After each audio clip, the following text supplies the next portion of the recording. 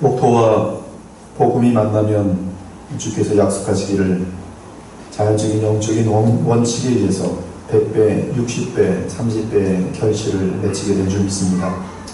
오늘도 신실하게 복음이 심겨지고 또 옥토밭에 그 복음이 심겨질 때 주님 약속대로 100배, 60배, 30배의 결실들이 맺어서 이 어두운 세상 가운데에서 저희들의 삶이 더욱더 그리스도의 영광을 나타내고 많은 생명의 역사를 나타내는 데 쓰임받을 수 있는 복된 삶들이 되며 복된 우리 그리스도의 보혈교회가 될 수 있도록 함께하여 주시기 원합니다. 종의 말씀 전함이, 복음 전함이 사람의 지혜에 있지 않게 하시며 오직 하나님의 능력에 있게 하셔서 이 말씀을 듣는 자들의 믿음이 사람의 지혜에 있지 않고 성령의 능력에 설 수 있도록 이 시간 주님이 친히 주장하여 주시옵소서. 예수 그리스도 이름으로 기도 올려옵나이다. 아멘. 이 세대의 사람들이 본능적으로 가장 많이 갈구하는 것은 사랑과 우정입니다. 즉 좋은 친구를 참으로 원합니다. 그러나 세상은 지금 점점 더 이기주의와 그리고 쾌락주의에 사로잡히면서 인간들은 사람을 이용해 먹고 쓸모없으면 차버리는 그런 무서운 사회가 되었기 때문에 참된 친구를 얻는 것은 하늘의 별 따기입니다. 참으로 쉽지 않아요. 그러므로 인정이 메마른 사회와 오해와 불신이 가득한 이 세대 사람들은 늘 외로움 가운데 어디선가 참된 친구를 얻기를 동경하고 있습니다. 대형교회에 다니고 있는 많은 사람들이 큰 외로움을 느낍니다. 또 많은 목사들이 많은 외로움 가운데 있어요. 또 세상 사람들은 평생 참 친구처럼 술을 먹으며 그렇게 친구처럼 그렇게 지냈지만 어느 날 갑자기 이해타산이 얽히면서 순식간에 원수가 되곤 합니다. 그러므로 다들 외로운 가운데 어디선가 참된 친구를 얻기를 동경하고 있습니다. 사실 성경은 승리한 인생, 성공한 인생은 물질과 명예와 또 권력과 인기 같은 것들을 많이 얻은 것에 두지 않습니다. 오히려 진실한 친구를 많이 얻은 자들을 성공한 인생으로 보고 있습니다. 성경에서 말하는 친구들은 복음이라는 이 커먼 그라운드, 이 공동 어떤 터가 있는 것이에요. 이 성경에서 말하는 친구들은 복음을 통해 얻은 자들이거나 또는 함께 그리스도의 형상을 닮아가는 친구를 의미합니다. 그러한 친구를 얻을 때 그 기쁨과 보람은 무한합니다. 더욱이 함께 하나님의 나라를 세우기에 동역한다면 그 우정은 이 땅을 사는 동안 가장 보람된 것이 될 것입니다. 그런 의미에서 같은 교회 내에서 친구를 얻는 것은 대단한 축복입니다. 아마도 그리스도 안에서 의리의 친구 5만 있으면 그 사람은 성공한 사람일 것입니다. 그러한 사람은 절대 신앙 및 삶에 있어서 실패할 수 없을 것입니다. 이에 성경은 친구로 인하여 함께 깊어지는 것을 예찬합니다. 철이 철을 날카롭게 하는 것 같이 사람이 그의 친구의 얼굴을 보며 빛을 내느니라. 좋은 친구를 가진 사람들은 그 얼굴이 빛난다는 말씀입니다. 힘들 때도 자신의 모든 마음을 같이 나눌 수 있는 친구 있으면 얼마나 기쁜지 몰라요. 저희 딸이 미국에 있다가 한국에 왔는데 온 것도 제가 볼 땐 참 기적이고요. 좀 기대하지 못했던 일입니다. 근데 오는 날 보니까 또 그레이스 리가 또 같이 오는 거예요. 하나님께서 외로울까봐 친구로 이렇게 맺어주는 걸 제가 봅니다. 참 복 있는 자매님들이다. 친구가 있다는 것은 굉장히 큰 위로예요. 아무튼 세상에 존재하는 모든 것이 불완전하고 흠집투성이지만 그리스도 안에서의 우정만큼은 온전하고 아름다운 사랑입니다. 정말로 우리의 삶을 풍성케 하고 싶다면 그리스도 안에서 많은 친구를 얻는 것에 노력하기 바랍니다. 바울 서신을 보면 바울은 하나님 앞에서 이 영광의 영원한 면류관이 무엇인지 우리에게 알려줍니다. 그것은 놀랍게도 그리스도 안에서의 친구예요. 우리의 소망이나 기쁨이나 자랑의 면류관이 무엇이냐? 그가 강림하실 때 우리 주 예수 앞에 너희가 아니더냐? 너희는 우리의 영광이요 기쁨이니라. 그러므로 나의 사랑하고 사모하는 형제들, 나의 기쁨이요 면류관인 사랑하는 자들아, 이와 같이 주 안에 거하라. 성경과 예수 그리스도는 바울의 인생을 성공했다고 봅니다. 결코 온갖 권고술수를 사용하여 황제가 된 네로를 성공했다고 보지 않습니다. 그건 세상에서 잘된 것이지 영원한 세상에서 볼 때는 성공이 결코 아닙니다. 그건 실패일 수가 있어요. 바울 자신도 자신의 삶을 보면서 성공했다고 인정합니다. 나는 선한 싸움을 싸우고 나의 달려갈 길을 마치고 믿음을 지켰으니 이적으로는 나를 위하여 의의 면류관이 예비되었으므로 주 곧 의로우신 재판장이 그날에 내게 주실 것이며 내게만 아니라 주의 나타나심을 사모하는 모든 자에게 도니라. 오늘 본문은 예수님께서 친히 자신은 우리의 진정한 친구라고 선포하십니다. 또한 우리를 친구라고 불러주십니다. 사람이 친구를 위하여 자기 목숨을 버리면 이보다 더 큰 사랑이 없나니 너희는 내가 명하는 대로 행하면 곧 나의 친구라. 또한 누가복음에서 예수께서 말씀하십니다. 내가 내 친구 너희들에게 말하노니. 예수님께서는 지금 주의 백성들을 내 친구 늘 분명히 말씀하고 있습니다. 내가 내 친구인 너희들에게 말하노니 몸을 죽이고 그 후에는 능히 더 못하는 자들을 두려워하지 말라. 예수님은 우리를 내 친구라고 부르십니다. 조금도 부끄러워하지 않고 내 친구라고 말씀하십니다. 우리는 그러므로 예수님의 친구예요. 예수님은 우리의 진정한 친구로서 우리를 위하여 자기 목숨을 버리심으로 우정을 증거하셨습니다. 그리고 우리에게 친구로서 부탁하신 것은 주께서 명하신 대로 너희가 서로 친구가 되라는 것이, 주님이 우리에게 명하신 최고의 명령이 무엇인가? 성경은 놀랍게도 서로 친구가 되라 해요. 재밌지 않습니까? 예수님은 너희는 내 친구라고 말씀하시면서 내가 너희들에게 부탁하니 너희들끼리 친구가 되라. 이는 십자가에서 죽기까지 우리를 보호하시고 위하시는 주님의 의리를 보여주신 것이며 그분의 친구된 우리의 책임은 그분의 계명대로 우리 역시 다른 성도들에게 의리 있는 친구가 되라고 명하신 것입니다. 그러므로 성도들에게 있어서 이 진정한 의리의 척도는 십자가입니다. 진정한 우정에는 예수님의 십자가의 메시지가 담긴 희생적인 사랑이 반드시 존재합니다. 이에 참된 의리는 복음의 핵심이기도 합니다. 사랑하는 여러분, 하나님의 사랑은 아가페 사랑입니다. 그런데 그 사랑은 예수 그리스도의 몸을 입고 우리에게 나타날 때 친구 간의 참된 사랑인 필레오의 사랑으로 나타납니다. 즉 하나님의 사랑은 우리 인간들 사이에서는 이 친구의 사랑으로 나타나는 것이, 놀랍게도 필레오의 사랑의 가장 중요한 개념은 언약입니다. 언약이 의리입니다. 의리라는 것은 언약이 전제되어 있어요.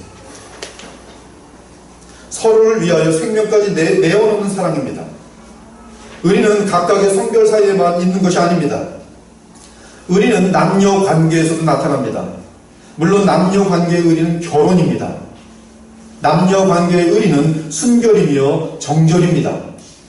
변함없이 언약 속에서 둘 사이의 관계를 최고의 관계로 유지하는 것이 부부간의 의리입니다. 아무튼 제가 의미하려는 것은 성경이 말하는 친구 사이의 의리나 결혼이나 똑같이 언약적인 면에서 같다는 것입니다. 반면에 비겁이 무엇입니까? 어려울 때 언약, 곧 의리를 저버리는 것이, 간신배가 무엇입니까? 위험이 다가올 때 자기 하나 잘 살라고 친구와의 우정을 저버리는 것입니다. 가령 배신자로는 가룟 유다가 있습니다. 구약에서 가장 의리의 사나이가 누구입니까? 다윗입니다. 그리고 다윗의 의리는 신기하게도 예수 그리스도의 모습을 가장 선명하게 예표하고 있습니다. 다윗은 물맷돌 5개로 골리앗을 넘어뜨렸습니다. 그 사건으로 인하여 이스라엘 나라는 블레셋과의 전쟁에서 크게 이기게 됩니다. 방금 전까지는 멸망할 수밖에 없었던 그런 상태였지만 다윗이란 아이가 등장하여서 물맷돌로 골리앗을 넘겨뜨리면서 이스라엘은 대승리를 하게 됩니다. 이 사건 이후 사울 왕의 아들 요나단은 다윗에게 큰 호감을 갖게 되고 그 둘은 서로 친구가 됩니다. 그런데 어떻게 친구가 됩니까? 그것이 중요합니다. 그것은 바로 언약에 의해 친구가 됩니다. 사무엘상 18장에 보니 이렇게 기록되어 있어요. 다윗이 사울에게 말하기를 마침에 요나단의 마음이 다윗의 마음과 하나가 되어 요나단이 그를 자기 생명같이 사랑하니라. 요나단은 다윗을 자기 생명같이 사랑하여 더불어 언약을 맺었으며, 요나단이 자기가 입었던 겉옷을 벗어 다윗에게 주었고 자기의 군복과 활과 띠도 그리하였더라. 이후 이들의 언약은 한 번도 깨어진 적이 없었습니다. 그것이 바로 의리예요. 요나단이 다윗을 향한 사랑과 우정은 변함이 없었습니다. 요나단은 언약에 의한 의리 때문에 단 한 번도 다윗이 왕이 되는 것에 대하여 질투한 적이 없습니다. 오히려 그의 아버지 사울이 다윗을 죽이려 할 때 다윗에게 미리 알려주어 도망하게 합니다. 이 일 때문에 다윗 대신 요나단은 사울에게 거의 죽임을 당할 뻔하고 온갖 욕설을 듣게 됩니다. 사울이 요나단에게 화를 내며 그에게 이르되 패역 무도한 계집의 소생 아내가 이 세 아들을 택한 것이 내 수치와 내 어미의 벌거벗은 수치됨을 내가 알지 못하느냐. 이 세 아들이 땅에 사는 동안은 너와 내 나라가 든든히 서지 못하리라. 그런즉 이제 사람을 보내어 그를 내게로 끌어오라. 그는 죽어야 할 자이니라 할지라. 요나단이 그의 아버지 사울에게 대답하여 이르되 그가 죽을 일이 무엇이니까 무엇을 행하였나이까. 사울이 요나단에게 단창을 던져 죽이려 한지라. 요나단이 그의 아버지가 다윗을 죽이기로 결심한 줄 알고 심히 노하여 식탁에서 떠나고 그 달의 둘째 날에는 먹지 아니하였으니 이는 그의 아버지가 다윗을 욕되게 하였으므로 다윗을 위하여 슬퍼함이었더라. 이것이 다윗과 요나단의 우정이었어요. 후 몇 년 뒤에 요나단이 블레셋 군사와의 전쟁에서 죽게 되고 다윗이 왕이 됩니다. 물론 그 사이에 여러 가지 사건이 더 있어요. 그럼 아무튼 다윗이 왕이 됩니다. 그리고 요나단은 블레셋과의 전쟁에서 사망해요. 그때 왕이 된 다윗은 요나단을 그려하며 노래를 짓습니다. 내 형 요나단이여, 내가 그대를 애통하면 그대는 내게 심히 아름다움이라.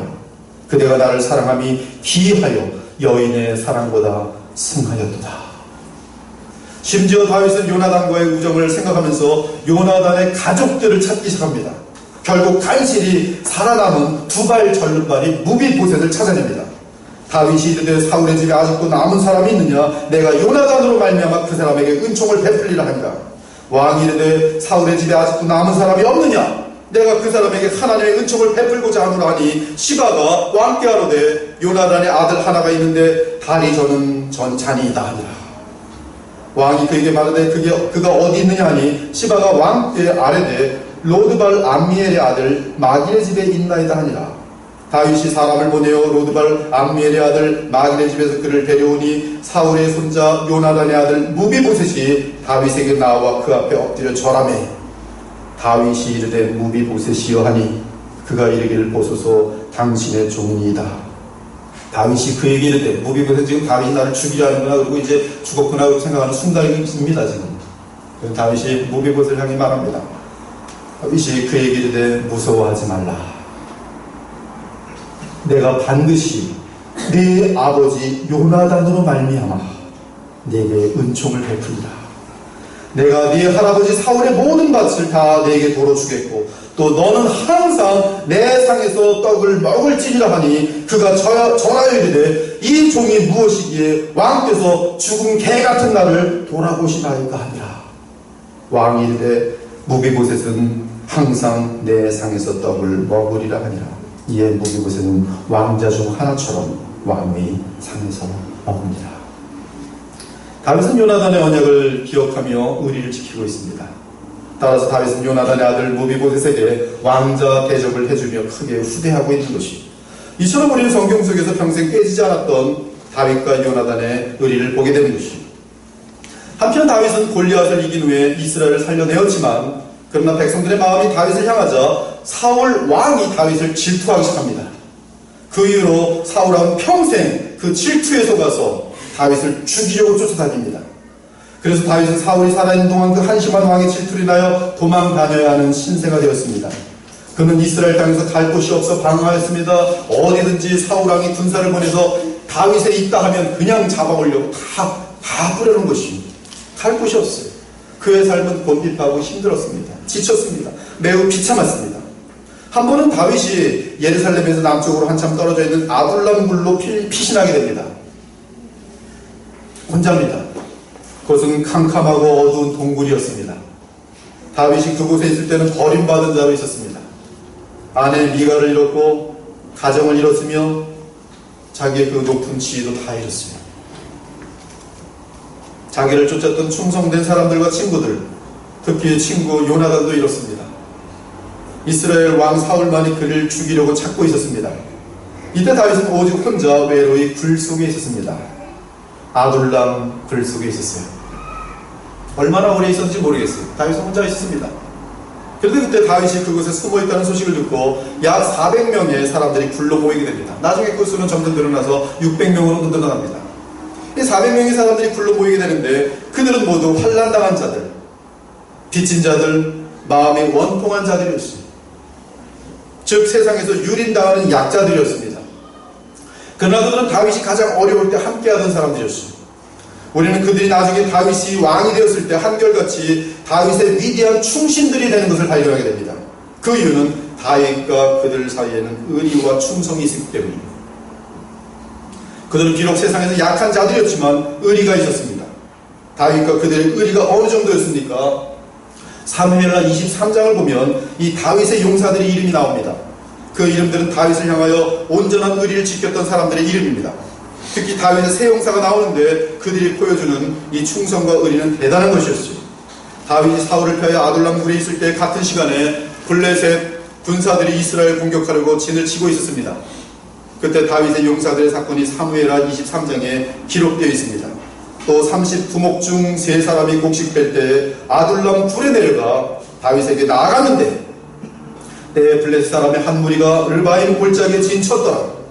그때 다윗은 산성에 있고 그때 블레셋 사람의 요새는 베들레헴에 있는지라.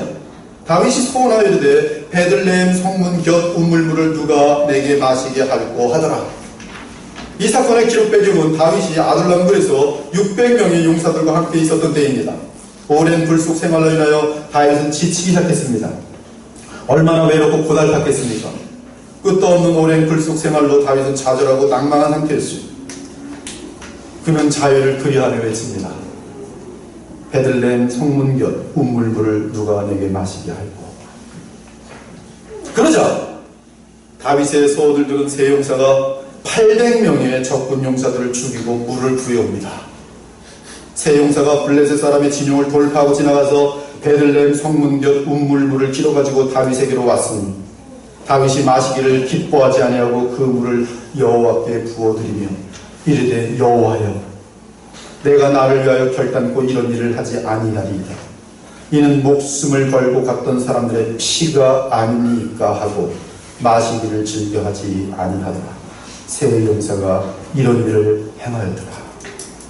다윗이 이 세 용사가 가져온 물을 보면서 고백합니다. 이 물은 자신의 생명을 돌아보지 아니하면서 가져온 나를 사랑하는 이들의 피로다. 그러면서 그는 그 물을 마시지 못하고 여호와 하나님께 전제로 부어드린 것이죠. 이것이 좌절과 고통 속에서 자신들을 길러준 다윗의 사랑과 배려에 대한 부하들의 충성과 의리였습니다. 대단하지 않습니까? 사랑하는 여러분, 다윗은 놀랍게도 예수님의 모습을 예표하고 있습니다. 예수님은 의리의 사람이었습니다. 그분은 우리와 언약을 하신 후 언제나 우리를 보호하여 주십니다. 우리는 주를 망각하고 방황하여도 주님은 언제나 우리 편이십니다. 예수님께서 본문에서 말씀하십니다. 형제를 위하여 자기 목숨을 내어놓을 수 있는 자가 곧 나의 친구들이라. 주께서는 이러한 언약 및 의리적인 사랑으로 성도들이 서로 사랑하기를 원하셨습니다. 새 계명을 너희에게 주노니 서로 사랑하라. 내가 너희를 사랑한 것 같이 너희도 서로 사랑하라. 너희가 서로 사랑하면 이로써 모든 사람이 너희가 내 제자인 줄 알리라. 예수님의 변함없는 언약적인 사랑, 곧 의리의 사랑을 아는 자들은 이제 의리의 사람들이 되어갑니다. 이는 예수님을 친구로 삼는 자는 예수님을 닮게 되는 것을 말해요. 지금 이 시대에 교회들도 의리가 없어요. 세상에 하나의 한심한 그런 사람들보다도 의리가 없는 것이 교회의 모습이에요. 히브리서 11장은 믿음의 사람들의 충성과 의리를 그려주고 있습니다. 그들은 믿음으로 나라들을 이기기도 하며 의를 행하기도 하며 약속을 받기도 하며 사자들의 입을 막기도 하며 불의 세력을 멸하기도 하며 칼날을 피하기도 하며 연약한 가운데서 강하게 되기도 하며 전쟁에 용감하게 되어 이방 사람들의 진을 물리치기도 하며 여자들은 자기의 죽은 자들을 부활로 받아들이기도 하며 또 어떤 이들은 더 좋은 부활을 얻고자 하여 심한 고문을 받되 부차에 풀려나기를 원하지 아니하였으며 또 어떤 이는 조롱과 채찍질 뿐만 아니라 결박과 옥에 갇히는 시련도 받았으며 돌로 치는 것과 톱으로 편 것과 시험과 칼로 죽임을 당하고 양과 염소의 가죽을 입고 유리하여 궁핍과 환난과 학대를 받았으니 이런 사람은 세상이 감당하지 못하느니라. 그들이 광야와 산과 동굴과 토굴에 유리하였느니라. 사랑하는 여러분, 이것이 교회입니다. 지금 히브리 11장에 나타난 이 내용의 교회예요. 예수님으로 인한 의리 공동체가 교회입니다. 로마 네로의 핍박 시절에 이 세상에서 최고의 의리 공동체가 있었다면 그것은 바로 교회였습니다.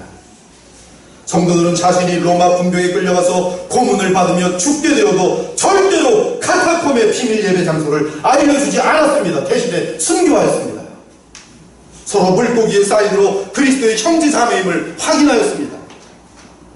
그 진리를 향한 의리의 공동체를 보는 자들마다 예수님을 발견하게 되면서 자신들의 모든 재산을 처분하고 그리스도인이 되었던 것이 자신의 생명을 내어놓고 서로 존귀히 여기며 보호해 주었습니다. 이것이 초대교회 성도들 사이에 의리였고 주를 향한 충성이었습니다. 주를 향한 충성은 성도들 사이에 의리로 나타난 것이 의리의 공동체는 교우들 중에 누가 어려움을 당하면 다 함께 난리를 치며 돕는 것입니다.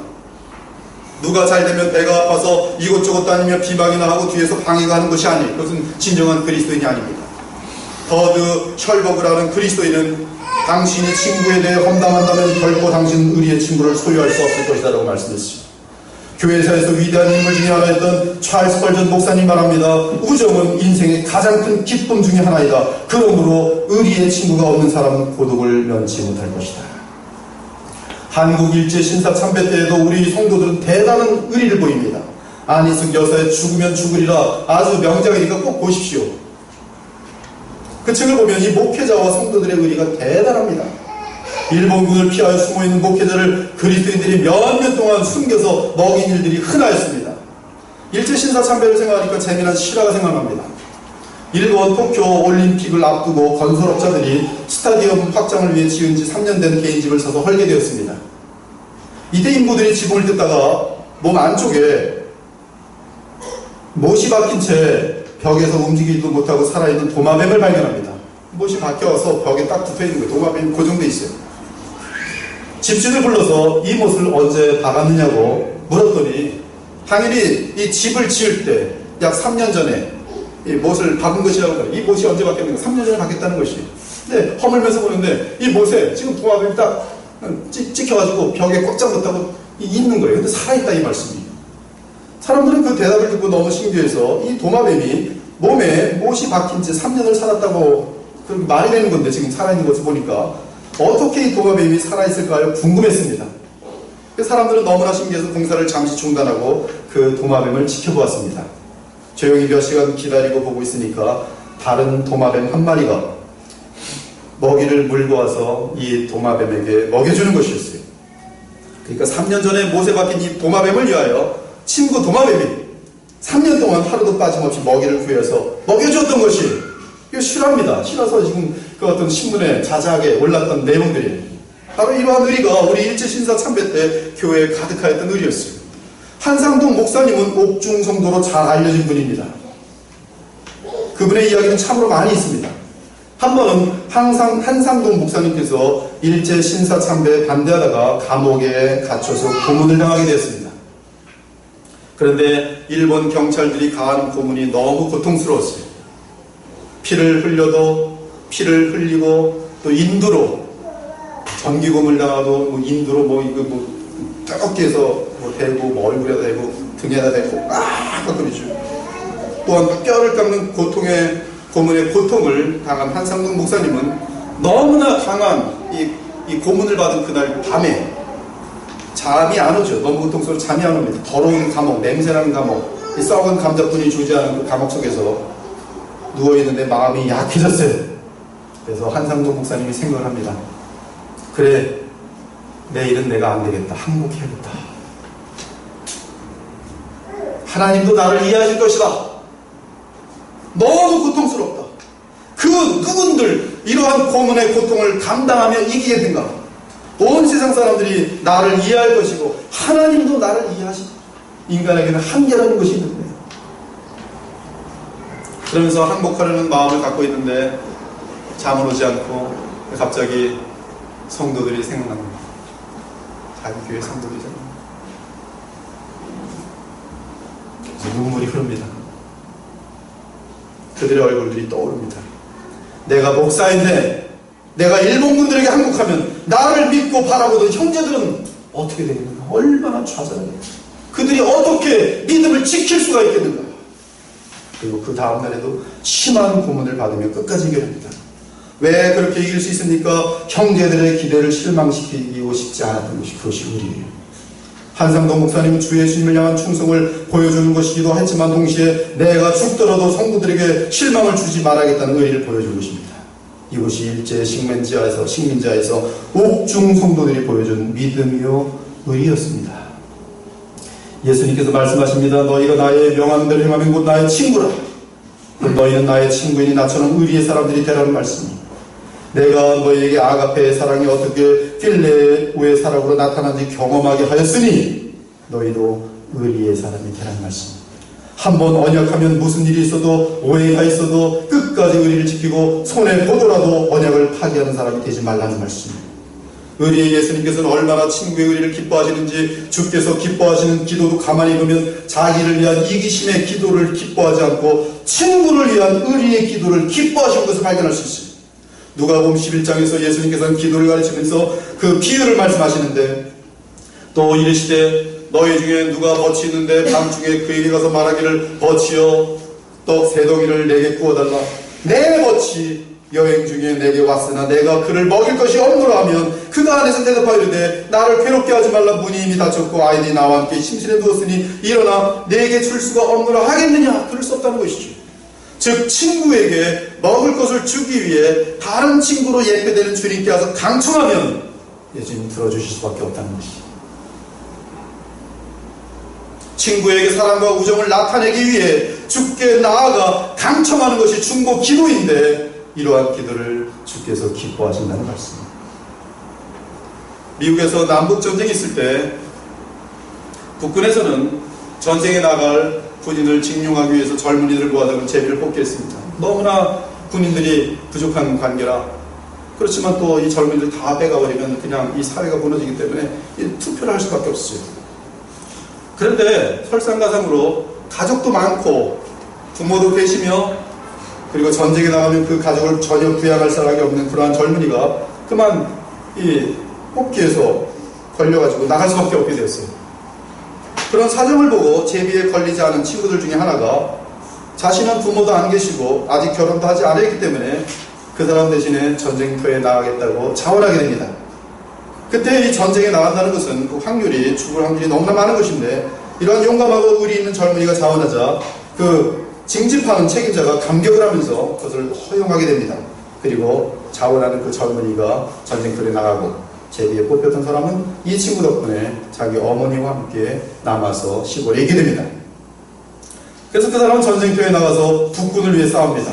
한편 동네에 자기 가족을 부양하기 위해서 남게 된 젊은이는 자기 대신 전쟁터에 나간 친구의 사랑에 대하여 얼마나 깊고 큰 감격이 있었는지 말로 다 할 수가 없어요. 그래서 언제든 신문을 보면 얼른 전쟁 뉴스부터 보고 그리고 특별히 어떤 곳에서 격전이 있다고 하면 거기 혹시 자기 친구가 들지 않았는가 해서 먼저 그것부터 살펴보고 또 있다곤 죽은 사람들의 명단이 나게 되면 행여 자기 친구가 전사하지 않았나 하고 제일 먼저 그것만 보았습니다. 그럴 수밖에 없겠죠. 그런데 불행히 한 번은 큰 격전이 있게 되었는데 그만 자기 친구가 그 격전 가운데 싸울 수밖에 없었고 그 다음에 신문에 나는 것을 보니까 죽은 사람의 명단 가운데 그 친구의 이름이 나타난 것이에요. 신문을 보면서 자기 대신 나갔던 친구가 전사한 것을 알게 됐어요. 그때 그 신문을 들고 있던 청년은 한없는 눈물을 흘리면서 그 친구의 이름 부릅니다.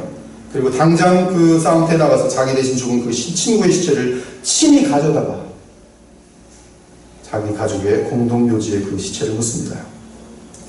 그리고 그 친구의 이름을 쓰고 그 아래는 간단히 나의 영원한 존 스미스 그는 나를 위하여 죽다 라고 묘비에 적어놨어요. 그는 나를 위하여 죽다.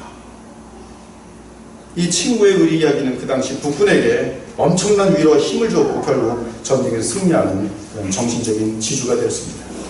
사랑하는 여러분, 예수 그리스도께서는 우리의 친구로서 우리를 위하여 죽으셨어요. 실제로 이 존 스미스보다 더 엄청난 죽음을 대신 죽으셨어요.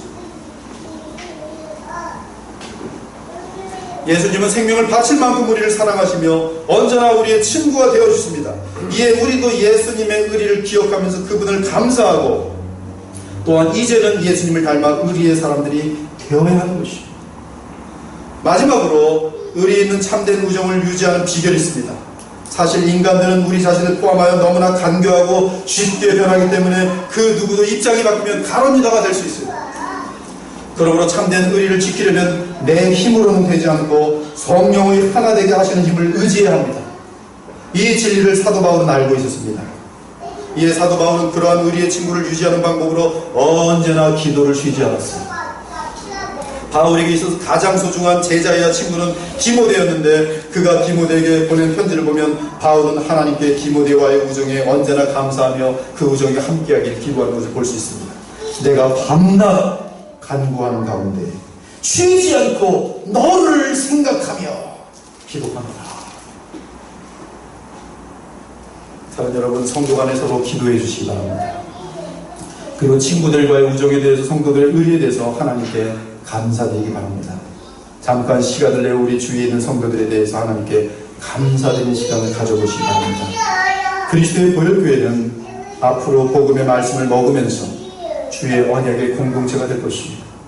여러분, 신앙은 머리가 커지는 것이 신앙이 아니에요. 머리는 엄청나게 좋은데 이해 타산관계가 딱 걸리니까 비겁한 사람이 되면 그건 신자 아닙니다. 잘 모르더라도 그날 예수님을 향한 사랑에 감동되어서 정말 성경이 말하는 그러한 진실하고 의리 있고 충성한 사람들은 그 사람은 하나님 보시기에 훨씬 더 믿음이 깊은 사람이 되십니다. 그리스도의 보혈교회는 이러한 복음의 말씀을 먹으면서 주의 언약의 공동체가 될 것입니다. 이러한 신앙의 공동체는 다름 아닌 의리의 공동체입니다. 왜 그러합니까? 예수님께서 아가페적 필레오의 사랑을 우리에게 보여주셨기 때문에 우리가 예수 그리스도의 영으로 충만할수록 아가페적 필레오의 사랑으로 형제를 사랑하게 되기 때문입니다. 목회자와도 의리를 지키시기 바랍니다. 참으로 존경하고 따를 만한 목회자를 마음속에 두시고 그 목회자와 평생 의리를 지키며 신앙생활하기 바랍니다. 그것이 성도들에게는 가장 큰 축복임을 믿으시기 바랍니다. 성도 간의 의리에 있어도 내 자신이 먼저 의리의 사람이 되기 바랍니다. 이는 주께서 우리가 부족함에도 불구하고 우리가 날마다 그 언약을 깨뜨렸음에도 불구하고 언제나 먼저 우리에게 주님의 약속과 의리를 지키셨기 때문입니다. 만일 우리가 주께서 가지셨던 그러한 자세를 가진다면 우리의 인생에는 진실한 친구를 많이 얻을 수 있을 것입니다. 어려움의 삶은 흑암 앞에서 위험하지 않은 것입니다.